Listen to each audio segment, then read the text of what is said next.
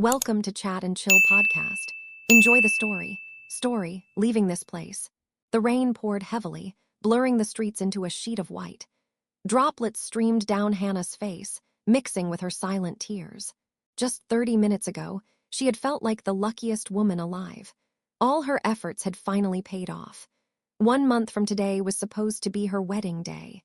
She had imagined herself in a beautiful white gown, stepping into a future filled with love and happiness. But now everything had crumbled. Sitting on the cold pavement, her arms wrapped around herself, she replayed his words over and over in her mind, each syllable slicing through her like a blade. I never loved Hannah. I only felt sorry for her.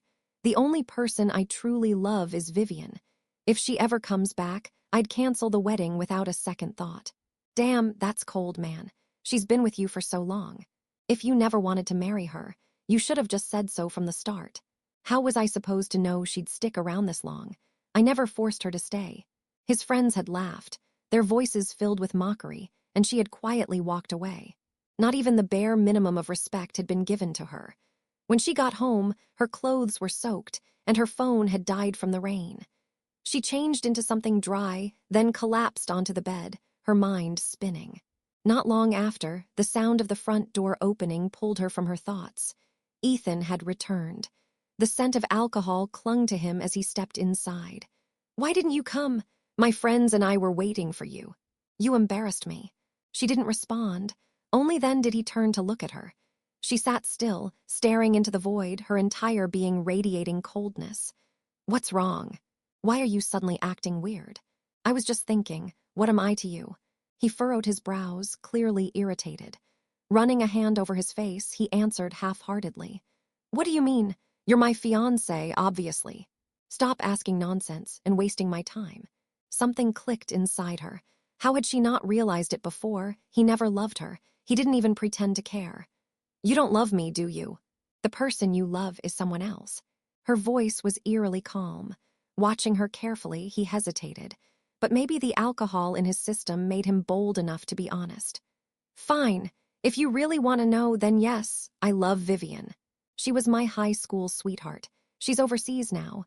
I don't have feelings for you, but does that matter? You need a husband, I need a wife. We're a good match.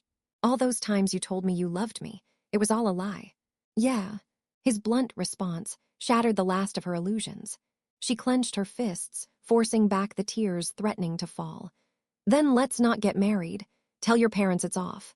He blinked in disbelief. "You're joking. You've been waiting for this for years. And now you suddenly want to walk away." "I'm just like you," she said softly. "I don't love you anymore, so I'm letting go." A flicker of something crossed his face, something almost like displeasure. But why? Shouldn't he feel relieved? "Just suit yourself," he scoffed. "Just don't come crawling back to me, crying and begging later." Snatching his coat off the chair, he stormed out, slamming the door behind him. The moment he was gone, Hannah broke down. Her body trembled as sobs racked her chest, but she wouldn't let herself drown in the pain. She stood up, wiped her face, and began packing. This apartment had been their shared space, meant to be their temporary home after marriage. Now it was just another place filled with memories she no longer wanted. She stripped the walls of their photos, cutting them into tiny pieces. Every gift, every keepsake, she stuffed them into a trash bag. By the time she was done, it was nearly 3 a.m. She exhaled deeply, slung her backpack over her shoulder, and grabbed her suitcase. Leaving the apartment keys on the table, she stepped out, locking the door on her past.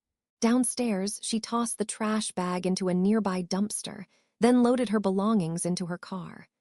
The engine roared to life, and without a second thought, she drove away.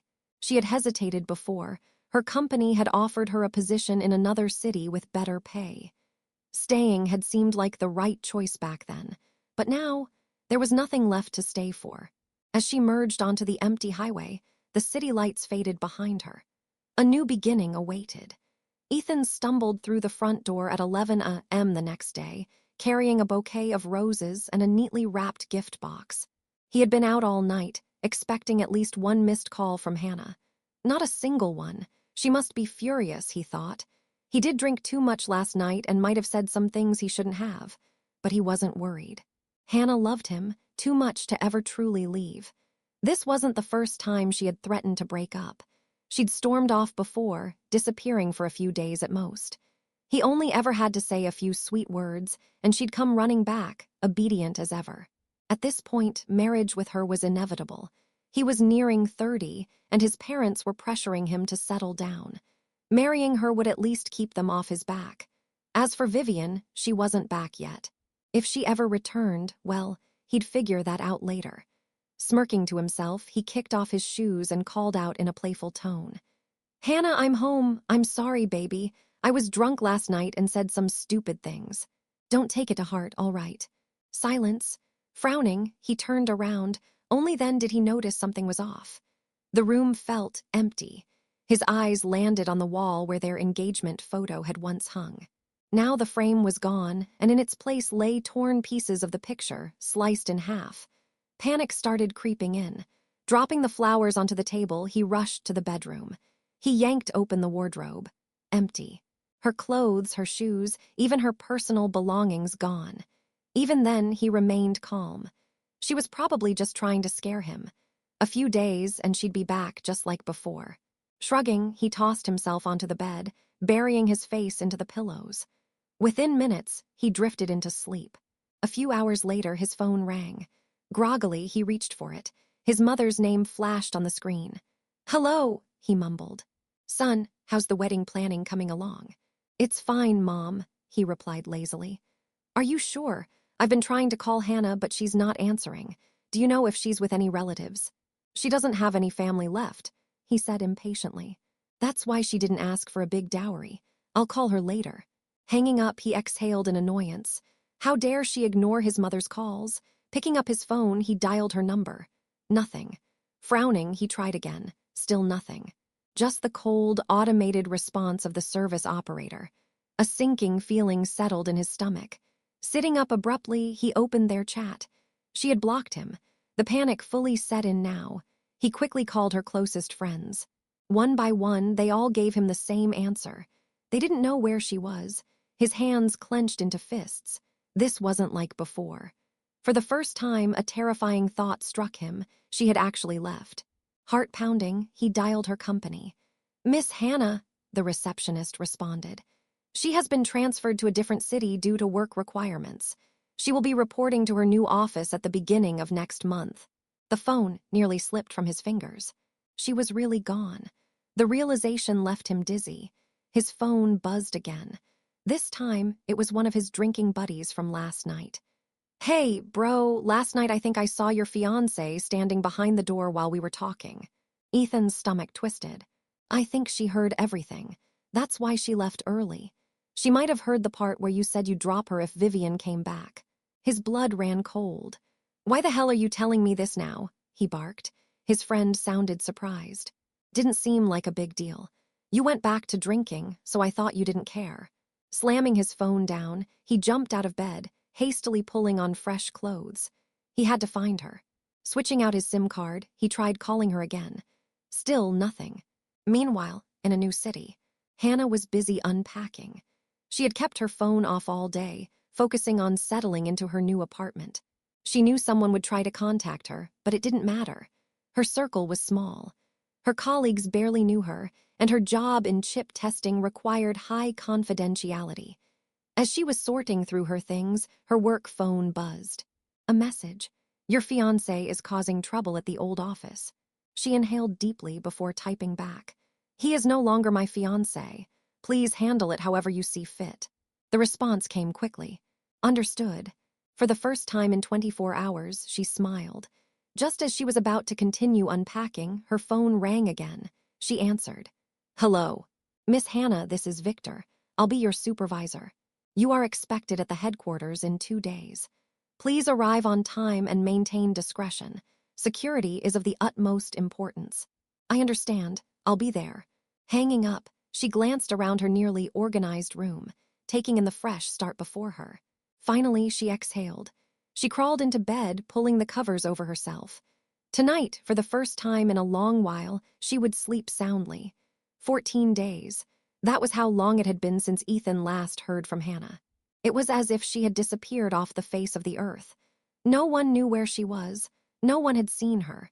His weight had dropped noticeably, his once polished appearance now disheveled. His beard had grown out, but he hadn't bothered shaving. He had yet to tell his parents the truth, and his friends were desperately trying to help him track her down. "Bro, I really think you should just tell your parents," one of his friends finally spoke up. "What if they go ahead with the wedding arrangements without knowing?"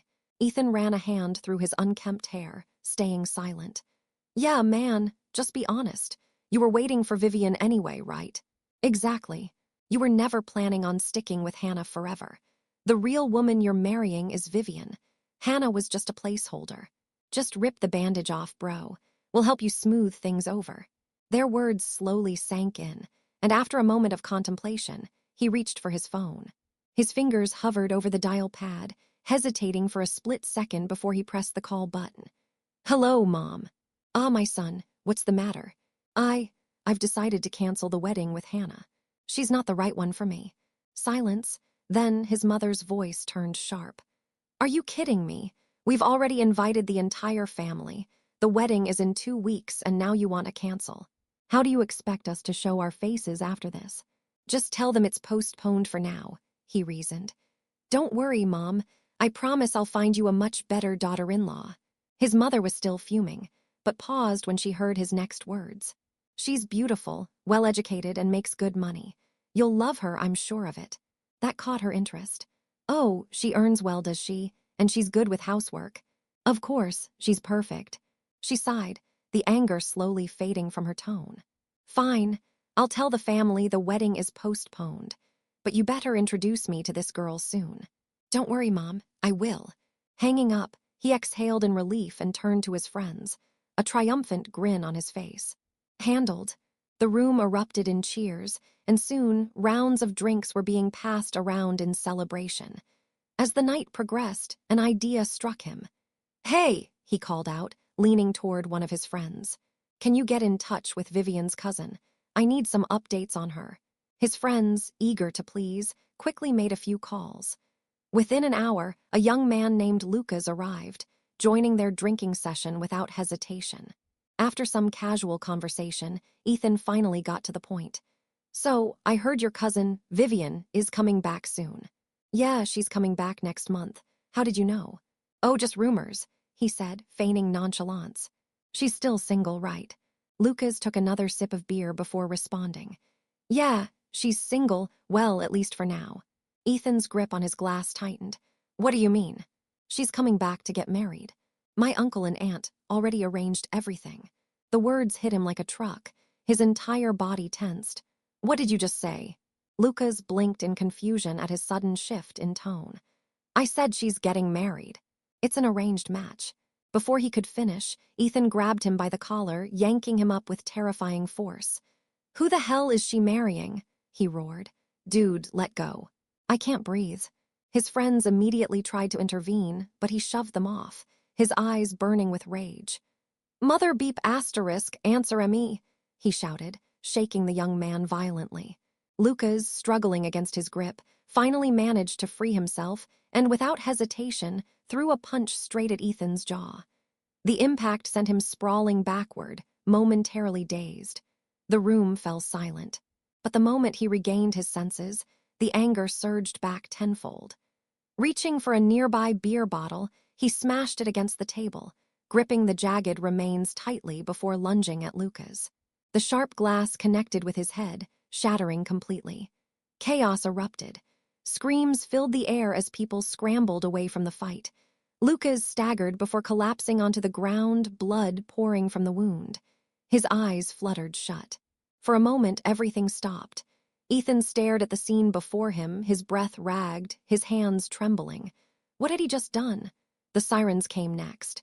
3 days later. After running for days, Ethan had no choice but to turn himself in.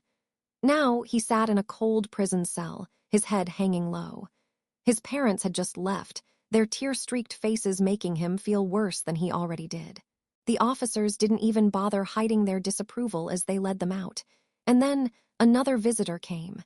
"Ethan," an officer called out, "you have a visitor." Lifting his head, he looked toward the entrance. There she was, the woman he had spent years longing for, Vivian. She stepped forward, her expression unreadable, her gaze cold. She didn't rush to embrace him. She didn't ask him if he was okay. Instead, she took a seat across from him, her voice devoid of emotion. "I didn't think you'd be capable of this," she said. He swallowed hard. She continued, "You have two choices, Ethan. You either compensate my uncle's family, or you serve your full prison sentence." He gawked at her, stunned. She didn't ask how he was doing. She didn't care. It was then that he realized. She was truly lost to him. You are listening to Stories on Chat and Chill podcast. Enjoy the story. Vivian, I've always been waiting for you, always loving you. I kept my promise all these years. What happened was just a moment of anger. I lashed out without thinking. Please, think about what we had and help me. Tusk! Vivian let out a mocking laugh, crossing her arms as she looked down at him with disdain. Love, are you delusional? I was clear with you back then. I broke up with you and even wished you luck in finding a new love. That so-called promise, that was something you made up in your own head. I never agreed to anything. She shook her head, unimpressed. Back in the day, she might have been charmed by his looks and enjoyed a bit of flirtation, but that was years ago. The man in front of her now was a far cry from the polished, confident guy she had once dated. "Oh, and I heard you were about to get married," she added, her lips curling into a smirk. "Talking about waiting for me while getting engaged to another woman. Who were you trying to fool?" She scoffed, rolling her eyes. "Let's be real here. You're broke, your parents are sick and aging, and if I married you, I'd basically be adopting a whole damn charity case. Do I look stupid to you?" She stood up, barely sparing him another glance. The shock on his face was almost pathetic. "Listen to me carefully," she continued, voice cold. "I don't care what choice you make. Pay my uncle or rot in prison. But don't you dare show up at my house or cause any trouble for my family. My fiancé doesn't tolerate trash like you." With that, she walked away, muttering curses under her breath. Ethan sat frozen, his fists clenched so tightly his knuckles turned white. His heart pounded with anger, humiliation, and an ache that refused to subside. Had he really been this blind? For years, he had held onto a love that never even existed. It was all in his head. And now, for the first time in what felt like forever, he thought of her. Hannah. She had loved him so deeply, had given up so much for him. She had been willing to take care of his parents, to stand by his side no matter what. And what had he done? He had pushed away the only person who had ever truly cared about him. His shoulders trembled. His jaw clenched. A single tear slipped down his face, burning with regret. But it was too late. She was gone. 3 years passed. Hannah had fully adapted to her new life. She no longer thought about the pain of the past. And today, she was getting married. Her fiancé, now husband, was Victor, the same man who had been her supervisor when she first arrived in the city. After 2 years of dating, he had proposed to her under a sky full of fireworks. It had been one of the happiest moments of her life. Even now, she still felt that warm glow in her heart. "Are you awake yet? Hurry up or we'll miss the lucky hour." Victor pulled the covers off her, grinning. She groaned, burrowing deeper into the pillows. "Why don't you go first? Just call me when you're done." "Nonsense. Get up, and I'll take you out for breakfast. There's a dumpling place nearby that's supposed to be amazing." At the mention of food, she perked up, wrapping her arms around him. "Then you have to carry me to the bathroom." Laughing, he effortlessly scooped her up, making her giggle as he carried her inside. Their entire morning was filled with warmth and laughter. On the way to City Hall, they talked about their wedding plans. Since she had no family left, his parents had welcomed her as their own. They had even insisted on treating her like a daughter. She had been so touched that she had begged Victor to let them live together so she could take care of them. But his parents had gently refused, saying they preferred the countryside. However, they promised to move in when their grandchildren arrived. It felt like a dream. A beautiful, long-awaited dream. She glanced at Victor, feeling a swell of gratitude in her chest. She was truly lucky to have met him. At the dumpling shop, she excitedly picked out her order. Sitting close beside her, Victor scooped some dumplings into a small bowl for her, making sure they weren't too hot. Just as she was about to take a bite, someone suddenly grabbed her wrist. The force nearly made her fall out of her seat. Before she could react, she was pulled into a tight embrace. Hannah, it's you. I finally found you. I've been searching for so long. My Hannah. A familiar voice rang in her ears, laced with desperation. Her entire body stiffened. Let go of me, who the hell? Before she could finish, Victor slammed a fist into the man's side, yanking her away and shielding her with his own body. His eyes burned with hostility.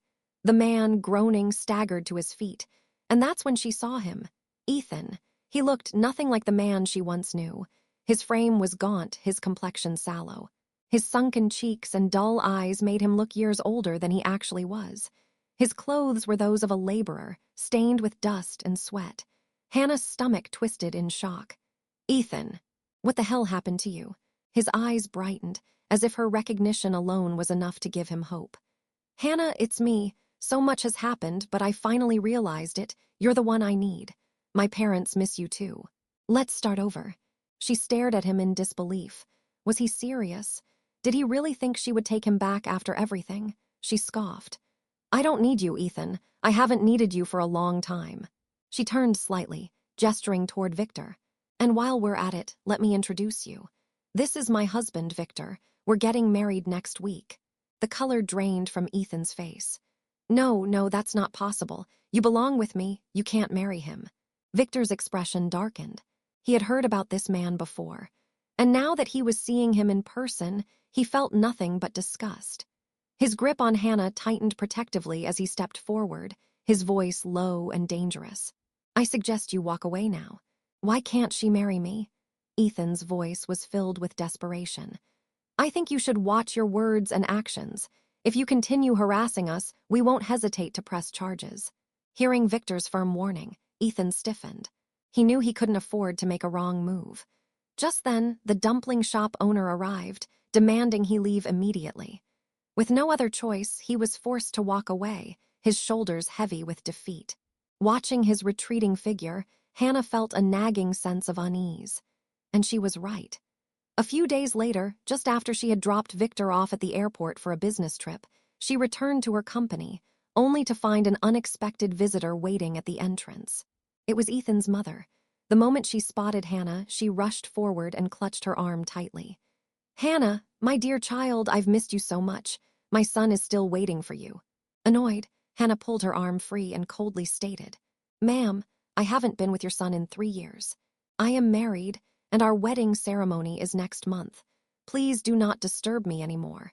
If you continue harassing me, I won't hesitate to take legal action. Hearing this, the older woman's face twisted in fury. She dropped to the ground, wailing loudly, drawing attention from bystanders. Oh, what a heartless girl. She was once engaged to my son. They were supposed to get married, and now she's running off with another man. She left my son behind, abandoned him, and now my husband is paralyzed from anger, and my son lost everything. His career, his future. Everyone, look at this ungrateful woman. As she sobbed and screamed, Hannah remained silent, calmly recording everything on her phone. Once she had enough evidence, she looked down at the woman with an expressionless face. I have everything recorded.